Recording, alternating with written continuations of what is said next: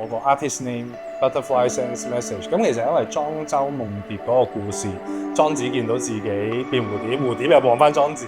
咁其實我自己睇嘅感受就係，其實人係證實唔到邊樣嘢先係現實，你永遠唔知邊樣係現實噶嘛。有啊，有一個夏天嚟嘅，我嗰條西褲咧係黏到我，直情行路我都覺得好辛苦。咁我會有一種莫名其妙嘅厭惡感啊，即係個身又可以俾人綁住咁樣啦。跟住然後咁，我知嗰陣時覺得着西裝最辛苦嘅地方就係箍住條頸。哇！我如果打後嘅人生70%時間都係咁嘅情況，我接受唔到啦，真係唔得啦，真係唔得啦咁樣。咁我就嗰陣時我冇同任何人講嘅。咁我就真係 quit 晒所有嘢，然後我先 announce 俾我屋企人聽嘅。等我自己冇退路啊！你既然放棄一個咁穩定嘅路，你梗係有更好嘅計劃啦咁樣。咁其實又唔係喎。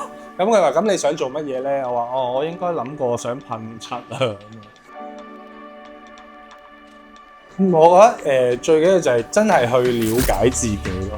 係，因為我自己係個過來人，即係可能其實我哋不斷都會去滿足外在嘅一啲期望，可能父母嘅期望，或者工作上上司或者客人嘅一啲期望。咁其實城市人係好少真係去顧及自己感受，好多時都係用抑壓嘅方法。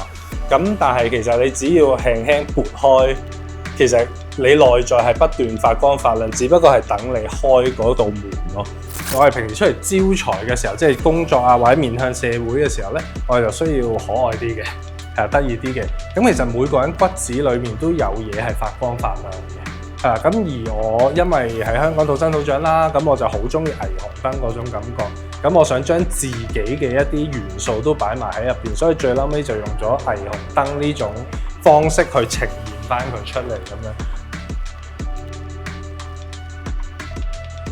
想第一次過展啦，咁都係翻香港，而真係認真將自己介紹俾大家，咁就係回歸初心，喺滑板度開始出發咁樣咯。係我最早期咧接觸噴漆係因為我踩滑板，咁跟住我就買最平嘅滑板，就係乜都冇嘅，咁我又想畫啲嘢上去靚啲咁樣，咁但係發覺用筆啊、用筆掃啊、傳統嘅工具咧都做唔好喎。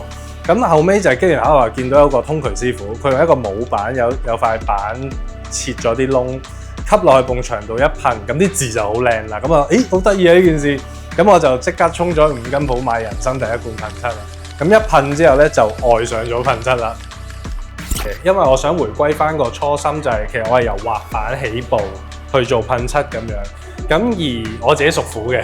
咁所以我就用翻老虎去代表自己喺呢個滑板度起步。唔同嘅人 suppose 應該會睇到少少唔同嘅嘢嘅。有啲人第一眼望落去會覺得佢似麒麟，有啲人會覺得似龍，係啦。咁所以就好多時去睇嘅時候，就因應翻你自己個人嘅心情再去睇翻咁樣咯。